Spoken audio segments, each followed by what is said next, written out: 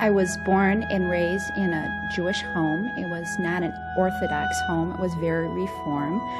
We didn't attend synagogue very regularly.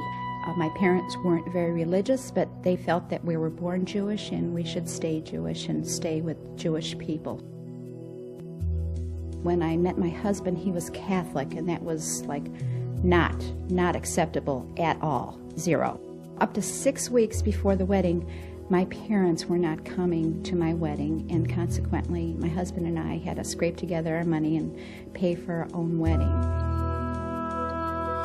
I really didn't want to go there. My husband was uprooting my daughter, who was 3 years old, Amy, and myself, and moving us to a small town where I didn't know anybody, and that was very, very difficult. And we'd only lived there about a week or so, and the doorbell rings. And there's this tall lady standing at the door with a plate of cookies. And I thought it was very strange, but she said, "Welcome to our neighborhood." No one had ever welcomed any of us to a neighborhood. I thought it was very weird and a little skeptical.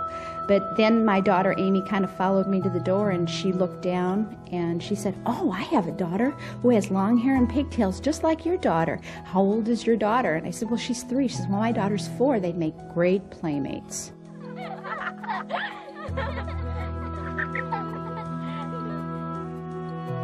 Lois had a real love for people, and her love for the Lord and her gift was hospitality and evangelism.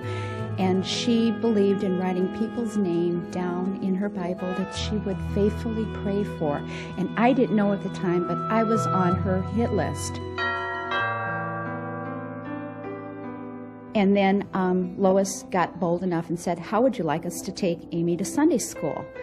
We had many plans for religion. We thought, this is great. We can have our kid learn about God, and we didn't have to participate.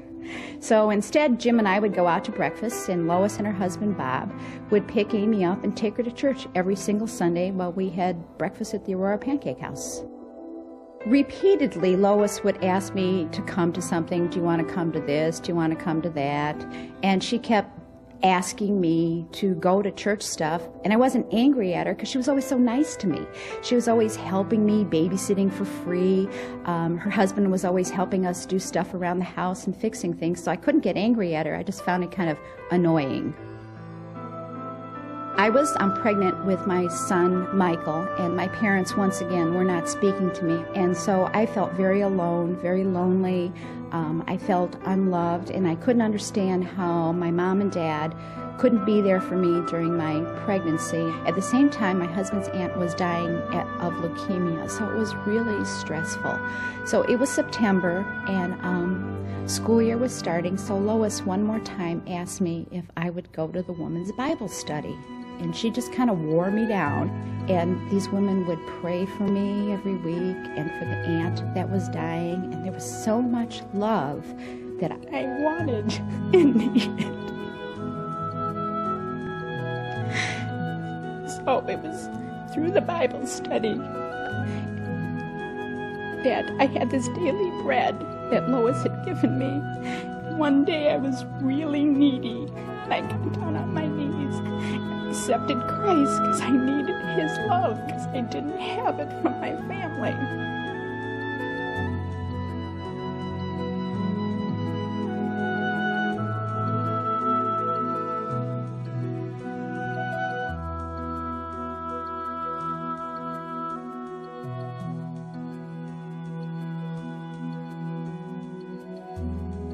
Really, Christ used my child and the negative circumstances in my life to bring us to the Lord because I was so in need of love.